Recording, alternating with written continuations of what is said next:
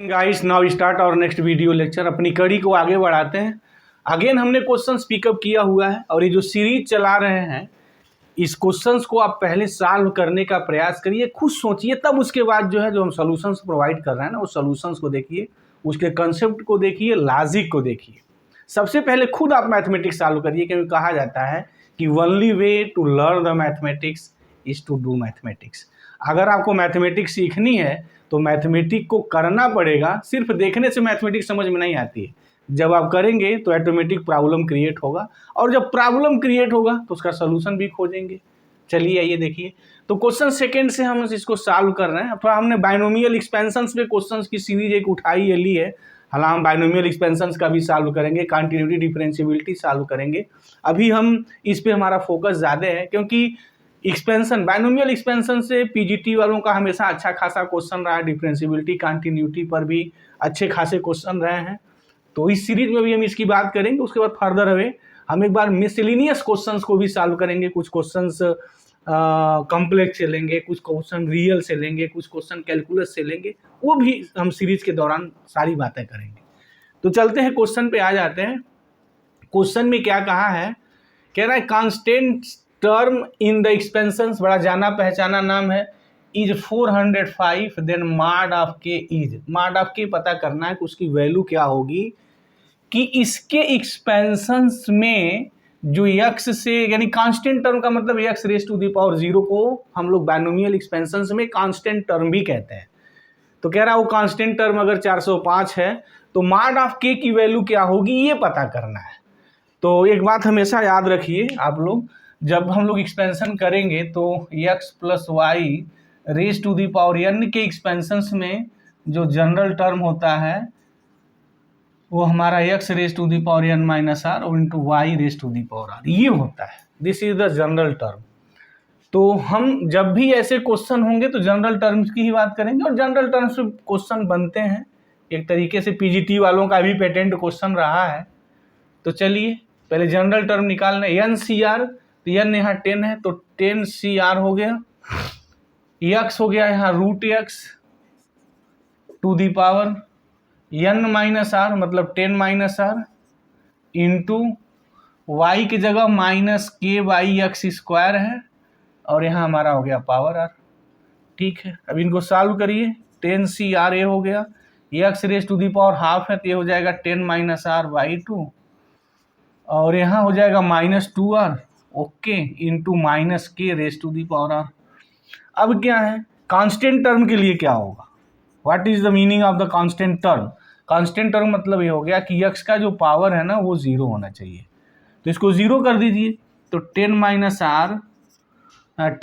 Are by 2 minus 2r is equal to 0, तो 10 minus r minus 4r is equal to 0, तो r is equal to हमारा कितना आ जाएगा, 2 हो जाएगा। तो अगर हम लोग r यहाँ 2 अगर लिखते हैं, putting r is equal to 2, तो थर्ड जो इसका टर्म होगा वो मेरा कांस्टेंट होगा। कहने का मतलब कि ये जो एक्सपेंशन आप करने जा रहे हैं इसके एक्सपेंशन में जो थर्ड टर्म मिलेगा उसमें x नहीं आएगा। तो ठीक है, तो मुझे कांस्टेंट टर्म ही पता करना है। कह रहा है कि वो 405 है, तो देखिए तो क्या करेंगे, r ऑफ 2 यहाँ पुट कर दीजिए, तो क्या आएगा 10c2, ये तो अब 0 हो गया, पावर तो 1 हो जाएगा, माइनस के raise to the power 2 is equal to 405 है दिया है। तो अगर हम लोग इसको सॉल्व करते हैं तो क्या होगा, factorial 10 upon factorial 8 factorial 2 into के स्क्वायर, इसको अगर हम लोग ब्रेक करें तो 81 इंटू 5, 81 इंटू 5 जो होता है हमारा 405 होता है। ठीक है, अब इसको अगर हम लोग ब्रेक करते हैं तो ये हो जाएगा 10 इंटू 9 फैक्टोरियल 8 कैंसिल अपॉन 2 के square is equal to 9 into 9 into 5। तो देखिए 9 से मेरा एक 9 कैंसिल हो गया, 2 5 10, तो के स्क्वायर 9 हो गया, तो के की वैल्यू जो होगी मेरी 3 और माइनस 3 होगी। बट यहाँ माड के पूछा है, तो जो माड के की वैल्यू निकालेंगे आप, उसकी वैल्यू तो पता है ना क्या आएगी। अब तो आपके लिए आसान हो गया, माड के is what, this is the 3 year. लेकिन यहाँ देखिए ऑप्शन में भी गेम खेली जाती है, कभी कभी यूपी पीजीटी वाले ऑप्शन में भी गेम खेलते हैं, सीधा सा पार्ट न दे करके। वहाँ क्या a-3 है, नहीं, माड ऑफ के की वैल्यू पूछा है, के की वैल्यू तो 3 माइनस 3 है, बट माड के की वैल्यू 3 होगी, तो वहाँ ऑप्शन -3 नहीं, B9 भी नहीं, C3 है, तो माड ऑफ के इज द 3, एस नॉट भी देता है। ये पीजीटी वालों का बड़ा पेटेंट क्वेश्चन है, तो नन ऑफ दीज भी नहीं है। चलिए अब हम लोग क्वेश्चन नंबर फर्स्ट पे आते हैं। अभी इस मार्कर से हम लिखें थोड़ा। क्वेश्चन नंबर फर्स्ट क्या है कि the coefficient of x raise to the power n in the expansion of this much. देखिए जब इस एक्सपेंशन में x raise to the power n क्या किसी का भी कोफिशिएंट पूछे ना, तो उसको आप अलग अलग करके लगाइए, कुछ टाइम आपका लगेगा। हालांकि इस सीरीज के दौरान हमने बात ही कही है कि अभी मैं 10% उन क्वेश्चनों को सॉल्व कर रहा हूँ जो आपका रैंक बनाएंगे। अगर ये भी पीजीटी में आपका रैंक बन गया ना, तो सिलेक्शंस की संभावना बढ़ जाएगी। नहीं तो जो 80 से 90% क्वेश्चन है ना, वो सारे जो लोग एग्जाम दे रहे हैं सारे लोग सॉल्व करेंगे। ये 10% क्वेश्चंस पे जो कमांड कर लेगा, विद इन टाइम सॉल्व कर लेगा, वही जो है ना विजेता होगा। तो ऐसे क्वेश्चंस के लिए बहुत टिक नहीं है, टाइम लगना ही लगना है, बट ये होना चाहिए कि इस टाइप के क्वेश्चंस एक बार टच में जरूर होने चाहिए, क्योंकि अगर इस टाइप क्वेश्चन अगर आपके टच में नहीं है तो आप एग्जाम पीरियड के दौरान लगा नहीं पाएंगे। लगाने का मतलब हमारा ये नहीं कि आपसे लगेगा नहीं, विद इन टाइम जो एक रिक्वायर्ड टाइम है उस टाइम के अंतर्गत आप नहीं लगा पाएंगे, टाइम बियॉन्ड चीज़ें हो जाएंगी। और आपको पता ही है कि कंपटीशन में टाइम मैनेजमेंट का कितना बड़ा रोल है। तो चलिए, जब भी ऐसा कहीं क्वेश्चन हो कोफिशिएंट एक्स पूछा जा रहा हो तो उसको पहले ब्रेक कर लीजिए। कहने का हमारा मतलब क्या है, जैसे 1 + x और 1 - x raise to the power n में हमें coefficient of x raise to the power n पता करना है, तो इनको अगर हम ब्रेक करते हैं तो ऐसे हो जाएगा 1 - x raise to the power n plus x से मल्टीप्लाई करेंगे तो ये आ जाएगा, हो गया ये। अब यहाँ धड़ल्ले से ये आप यूज करेंगे, तो इसके एक्सपेंशंस में हमें x raise to the power n चाहिए, तो क्या आएगा भाई, r की जगह आप सीधे n लिख दीजिए। r की जगह अगर आप n लिखेंगे, क्योंकि 1 + x में x की जगह 1 है और y की जगह आपका x है, तो y raise to the power r यानी मतलब x raise to the power r और x raise to the power n मुझे पता करना है, तो r की जगह n लिखना पड़ेगा। तो चलिए n लिखिए, क्या आएगा वाट, तो n हो गया। x की जगह हमारा 1 है, तो 1 के पावर कितना हो जाएगा n - n, okay, into y की जगह हमारा यहाँ क्या है, दिस इज द -x, तो -x raise to the power n हो गई बात, प्लस अच्छा इसमें जो होगा अगर x raise to the power n का कोफिशिएंट निकालेंगे और x से मल्टीप्लाई करेंगे तो x raise to the power n + 1 हो जाएगा। तो इसमें x raise to the power n का कोफिशिएंट कहाँ आएगा, इसमें वो टर्म जो x raise to the power n - 1 होगा। अब जब इसमें x से मल्टीप्लाई करेंगे तो आपका x raise to the power n का कोफिशिएंट निकल के छन के बाहर आ जाएगा वहाँ से। तो छन के बाहर आ जाएगा तो करना क्या पड़ेगा, हमें यहाँ उस टर्म की तलाश है जो जिसमें x के पावर n - 1 है, तो फिर x की जगह हमारा कितना है, यहाँ y की जगह जो है मेरा -x है, मुझे n - 1 चाहिए, तो r की जगह कितना लिखना पड़ेगा, r की जगह n - 1 सब्स्टिट्यूट करना पड़ेगा। तो इस टोटल एक्सपेंशंस में जब हम r = n - 1 लिखेंगे तो x raise to the power n का कोफिशिएंट हमें प्राप्त होगा। तो चलिए आ जाइए, तो n - 1 हो गया, इसमें मैं लिखने जा रहा हूँ n - 1 टर्म की तलाश है, x की जगह 1 है तो 1 रेज टू दी पावर, इसमें से अगर इसको निकाला जाए n - r तो फिर कितना हो जाएगा 1, ओके, और y की जगह हमारा क्या है -x, तो -x raise to the power n - 1। अब चलते हैं सॉल्व करते हैं, n की वैल्यू 1 है, ये 1, तो ये तो सिंपली आ गया -1 raise to the power n, और x लिखना नहीं है क्योंकि हमें या इसके कोफिशिएंट की ही तलाश, x raise to the power n के कोफिशिएंट की ही तलाश करनी है, तो हटा दें, तो थोड़ा डायरेक्ट वाली बात करते हैं, तो -1 raise to the power n बचेगा, और यहाँ जो बचेगा -1 raise to the power n - 1, okay, is it clear, no doubt, क्योंकि मुझे x raise to the power n का ही कोफिशिएंट की तलाश करनी है, तो उसका कोफिशिएंट यही आएगा, और यहाँ प्लस ये हो जाएगा factorial n upon factorial n - 1 into factorial 1 -1 raise to the power n - 1। अब -1 raise to the power n अगर हम कॉमन कर लें तो यहाँ तो हो गया 1, और ये हो जाएगा n इंटू -1 हो जाएगा, तो क्या वैल्यू आएगी -1 raise to the power n into 1 - n, ये इसका आंसर होगा। अब तो ऑप्शन जो है रस्म अदायगी रह गई है देखने के लिए, तो -1 raise to the power n into 1 minus n है, ये है हमारा। तो कौन वैल्यू सही है यार? तो इसका option for A is the right one here. तो बाकी तो इसमें राइट होना नहीं है, एक ही ऑप्शन सही होना है, एक से ज़्यादा तो सही नहीं होना है। हो गई बात है। अब चलते हैं एक और questions, marvellous questions binomial expansions का पिकअप करते हैं। उस क्वेश्चंस को देखिए जरा, उस क्वेश्चंस के पीछे लॉजिक और कंसेप्ट क्या है। और सबसे बड़ी बात यह कि अगर ऐसे क्वेश्चन एग्जाम में आते हैं ना, तो कैसे आप वहाँ आपकी थॉट क्या होगी, थिंकिंग कैसे होगी, हाउ कैन यू अटेम्प्ट। अगर उस टाइप के क्वेश्चंस आप नहीं लगाए हैं ना, तो पक्का आप एग्जाम हॉल में तो नहीं लगा पाएंगे। तो ऐसे क्वेश्चंस की भी आप प्रैक्टिस करिए जो मैं लिखने जा रहा हूँ। जहाँ भी इस टाइप क्वेश्चंस मिल रहे हैं उनको आप लगाने का प्रयास करिए, सीरियस लगाइए क्योंकि अब कॉम्पिटिशन्स तगड़े होते जा रहे हैं। भीड़ बढ़ेगी तो कंपटीशन तगड़ा होगा, नेचुरल सी बात है। अच्छा, तगड़ा होने की बात यह है ना कि जो 10% जो क्वेश्चन है मॉडरेट और टफ के बीच की वो लोग बाउंड्री को छू रहे हैं। 90%, 80 से 90% क्वेश्चन तो कोई भी लगा सकता है, उसमें कोई दम नहीं है, बट टाइम मैनेजमेंट की बात है वहाँ। अगर टाइम मैनेज कर लेते हैं तो 80 से 90% क्वेश्चन से you can easily solve. But 10% जो क्वेश्चन है वो मॉडरेट और टफ के बीच में रहने वाले हैं। अगर आपने उनको लगाया नहीं है, टच नहीं किया है, तो आप नहीं लगा पाएंगे। जैसे देखिए एक क्वेश्चन मैं यहाँ पिकअप कर रहा हूँ, खुद ही आप देखिए। The coefficient of x raise to the power -5 in expansion, यहाँ एक्सपेंशन मतलब बाइनोमियल एक्सपेंशन ही है, और वो क्या है x + 1 upon x raise to the power 2/3 minus x + 1 minus x - 1 upon x minus x raise to the power half. और यहाँ जो है पावर 10 है, और कहा है कि x न तो 0 है न तो 1 है, इज ए 2 कहा है,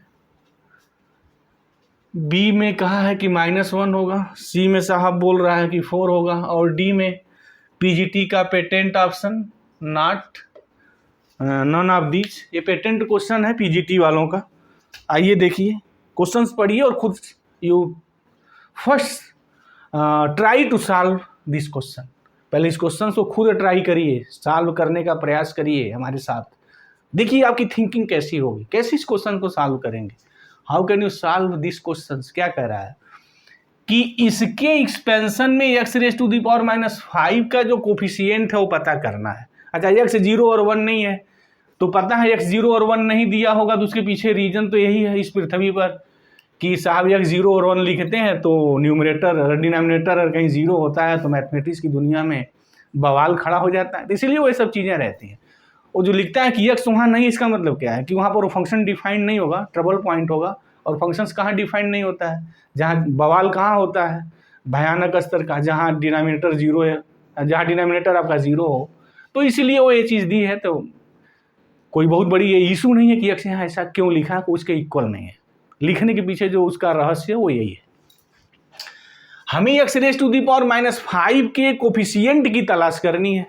लीजिए साहब, ये x raise to the power -5 का कोफिशिएंट क्या होगा इसमें, देख रहे हैं ये तो ऐसे है नहीं। x + 5 raise to the power n का जो जनरल टर्म है, क्या है जनरल टर्म भाई, ये है TR + 1 = NCR x raise to the power n - r इंटू i raise to the power r, ये है। चलिए अब जरा हम इन मार्कर को ले लें। आइए कैसे, अगर हम इसको x ले लें, इसको y ले लें और इसका एक्सपेंशन निकालें और इसको सॉल्व करें तो इतना आसान नहीं है, ऐसे सॉल्व नहीं होगा। तो ऐसे अगर कहीं क्वेश्चंस आते हैं, आने भी हैं, ये ध्यान रखिए, ऐसे क्वेश्चंस आएंगे पीजीटी में, पक्का है, ये होने जा रहा है। तो एक चीज़ आप हमेशा याद रखिए कि जब भी ये लंबे चौड़े टाइप की चीज़ें दें ना, तो डरने की जरूरत नहीं है। डेफिनेटली इसमें कोई न किसी का फैक्टर होगा, और फैक्टर वाली बदमाशी की गई है डेफिनेटली। अब देखिए फैक्टर की बदमाशी कैसे करनी है वो आपको सोचना है। मतलब कि ये और ये डेफिनेटली फैक्टर आएंगे इसमें, और इसमें जबरदस्त फैक्टर आएंगे, कटेंगे वो जो इतनी बड़ी चीज़ें जो दिखाई दे रही हैं, जो डरावनी जो तस्वीर दिखाई दे रही है ना, वो डरावनी दिखाई बढ़ दे रही है देखो कैसे बैलेंस करना है, कैसे आप बैलेंस करेंगे। पक्की बात है कि ये इसका फैक्टर होगा, कोई न किसी का फैक्टर होगा। देखिए कैसे यहाँ फैक्टर हो रहा है, हम x + 1 को यूं लिख सकते हैं, देखिएगा जरा, x⁻⁴ क्यूब प्लस 1 क्यूब क्या है भाई, a cube plus b cube का फार्मूला पता है ना, a प्लस b, तो x⁻⁴ प्लस 1, उसके बाद इसका स्क्वायर, तो x⁻² प्लस 1, उसके बाद माइनस। आनंद आ गया, ओहो देखिए ऑटोमेटिक ही आपको मिल गया। नहीं तो क्या मतलब हुआ कि हम इसको ऐसा भी लिख सकते हैं। अगर ये इस टाइप के क्वेश्चंस आप नहीं लगाए हैं, प्रैक्टिस नहीं किए हैं, आप नहीं लगा पाएंगे, कोई नहीं लगा पाएगा। उसको जद्दोजहद करनी पड़ेगी, सीखनी पड़ेगी। और एग्जाम में तो क्वेश्चंस सीखा थोड़ी जाता है, वहाँ तो सब ट्रिक आइडिया सब रिजल्ट पता हो, जहाँ आपको सीधे बल्ले और गेंद को देखना है, बल्ला साटना है और सीधे उड़ा देना है। वहाँ बैठ के क्वेश्चन थोड़ी सोचेंगे तो फिर वो टाइम नहीं है। यूपी पीजीटी में तो बिल्कुल ही नहीं है। बाकी किसी में अगर क्वेश्चन पे टाइम की बात की जाए तो ठीक है, लेकिन यहाँ जो 80 से 90% जो क्वेश्चन होने जा रहे हैं वहाँ तो टाइम है ही नहीं, बस सीधे पढ़िए उनको उड़ाइए। 10% जो क्वेश्चन है वहाँ टाइम लगना है, तो वहाँ भी ऐसा टाइम नहीं लगना है क्वेश्चन पे आप 10 मिनट खाएंगे। अगर 10 मिनट आप खा सकते हैं तो प्लीज़ उसको आप छोड़ दीजिए। लेकिन अगर ऐसे क्वेश्चंस को आप सॉल्व कर लेते हैं तो फिर आप बहादुर हैं, और आप ट्राई भी करेंगे ऐसे क्वेश्चंस को सॉल्व करने का, क्योंकि कुछ ही स्टूडेंट होंगे जो इस टाइप के क्वेश्चंस को हैंडल करेंगे, तो आपको उन्हीं में से बनना है। देखिए ये इसका फैक्टर हो गया। अब इसको भी लगे हाथ देख लीजिए, x - 1 को, ठीक है, कैसे लिखेंगे, इनके टर्म्स में कैसे लाएंगे। तो यहाँ जो एक्चुअल में दी हुई है ना, कि अगर हम यहाँ ये देखें x - x½ है, तो अगर मैं यहाँ x कॉमन कर लूँ ना, x⁻², तो x - 1 होता है। ओके देख लीजिए यहाँ सीधे हो गया ना। अगर यहाँ से मैं अगर x½ कॉमन कर लूँ तो ऑटोमेटिक यहाँ आ गया। तो अब जरा देखिए कैसा होगा, x + 1 अपान x⁻² minus x⁻⁴ plus 1 minus x - 1 upon x - x²। चलिए हमें टाइम लग रहा है लगाने, बट आपको टाइम नहीं लगेगा। अगर आपको आइडिया पता है तो आप ताबड़तोड़ बैटिंग करेंगे। तो मैं उसको यूँ लिख सकता हूँ, क्या लिख सकता हूँ, x⁻⁴ प्लस 1 दिस, और x⁻² mine plus 1 minus x⁻⁴ अपान वही चीज़ें आ गई, सेम चीज़ वही है। और यहाँ माइनस x⁻⁻1, अगर यहाँ x½ मैं कॉमन कर लूँ तो x - 1 हो गया, पावर 10 है, बल्ले बल्ले हो गई आपकी। इनको उड़ा दीजिए सीधे, इनको अगर ऊपर लेके जाते हैं तो फिर x - ½ आपका बचेगा।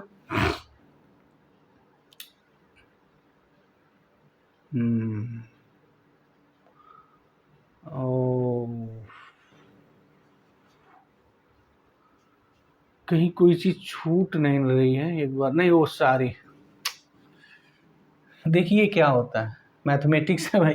अगर यहाँ कॉमन लेंगे तो x पे पावर ½ बचेगा ना। कैसी कैसी बदमाशी हो रही थी। x⁻½ बचने जा रहे हैं, x⁻² माइनस 1 आएंगे, तो इसका मतलब किसके फैक्टर में आना चाहिए। देखिए हाँ, इसके फैक्टर में आ जाएगा। इसको x⁻² माइनस 1 और x⁻² प्लस 1 डेफिनेटली लिख सकते हैं। ये square minus b square value आ जाएगी। तो यहाँ यूँ लिखेंगे, ये सीलिंग मिस्टेक देख लीजिए कैसी कैसी गलतियाँ होती हैं। जब x½ कॉमन करेंगे तो फिर तो x½ और -1 ये होगा, ये कैंसिल होगा, x⁻² यहाँ बचेगा, तो पावर 10 है तो ठीक है, चलिए वो तो है ही है। x⁻⁴ प्लस 1 और माइनस x⁻² और प्लस 1 अपान x⁻²। पोस्टमार्टम करिए, मतलब खोल दीजिए पूरा, प्लस 1 इसको करेंगे तो ये आएगा आपका -1 और प्लस x⁻⁻²। यही तो आना है, ये पावर यहाँ 10 होना है, तो फिर ये कट पीट के इतना छोटा सा बन गया। लो जी, यहाँ पावर 10 हो गया। अब क्या पूछा, x⁻⁻5 पूछा हुआ है, तो अब तो कुछ नहीं, इसके एक्सपेंशंस में हमें वो टर्म पता करना है जो x⁻⁻5 आएगा, उसका कोफिशिएंट क्या है, ये आपको पता करना है, यही बताना है। तो फिर तो अब ये जनरल टर्म ही है, यहाँ हो गया 10CR x raise to the power 1/3 और इस पे पावर हो जाएगा 10 - r, y की जगह है x raise to the power -12 और यहाँ जो पावर बनेगा यहाँ r हो जाएगा। सॉल्व कर लीजिए, 10CR हो गया, ये आ जाएगा x raise to the power 10 - r/3 और यहाँ हो जाएगा -r/2, इसको 0 कर देना है, नहीं -5, 10 - r/3 - r/2 is equal to कितना आना चाहिए, -5 आना चाहिए। 6 से मल्टीप्लाई कर दें यहाँ, तो यहाँ हो जाएगा 20 - 2r - 3r, ये -30 हो जाएगा, ये -5 आ रहे 50 हो जाएगा, तो r की वैल्यू आपकी 10 हो जाएगी। तो जब r यहाँ 10 लिखेंगे तो 11वां पद यानी जो इसका जो लास्ट टर्म होगा ना उसमें x raise to the power -5 आएगा। तो फिर ठीक है, आप r की जगह 10 लिख दीजिए, तो फिर क्या होगा 10C 10 हो जाएगा और इसकी वैल्यू तो 1 होती है भाई, इसकी वैल्यू 1 होगी पक्का। अगर कहीं कैलकुलेशंस में इधर उधर नहीं है तो पक्का x raise to the power -5 का जो कोफिशिएंट इसके एक्सपेंशंस में होगा उसकी वैल्यू हमारी 1 आएगी। यहाँ देख लेते हैं, 6 से LCM होगा, 6 से मल्टीप्लाई करके उड़ा दें तो 2 बचेगा, 20 हो गया -2r, 3 आएगा -3r, 6 से -30, उधर गया -50 से -5r, तो 10 हो जाएगा r10, ठीक है। Right 1 year. तो ये क्वेश्चंस थे हमारे। अब ऐसे क्वेश्चंस की हम पूरी सीरीज ही चलाएंगे, जनरली 10% क्वेश्चंस को पिकअप करेंगे। उन क्वेश्चनों को जो क्वेश्चंस बनेंगे थोड़ा मॉडरेट और टफ के बीच में रहेंगे, और ऐसे अगर क्वेश्चन आप नहीं लगाए हैं, कोई भी नहीं अगर लगाया है, तो फिर वो PGT के एग्ज़ाम में वो डायरेक्ट सॉल्व कर देना, this is the tough 1 year. तो इस टाइप क्वेश्चंस हम उठाएंगे, PGT के क्वेश्चंस भी साथ साथ हम सॉल्व करते रहेंगे, उसमें ऐसे क्वेश्चंस भी उठाएंगे। एक बात और, अगर आपको कोई डाउट है तो आप कमेंट बॉक्स में जाएं, कमेंट करें, हम स्वागत करते हैं, उसका जवाब देंगे। तो थैंक यू गाइस, जय हिंद।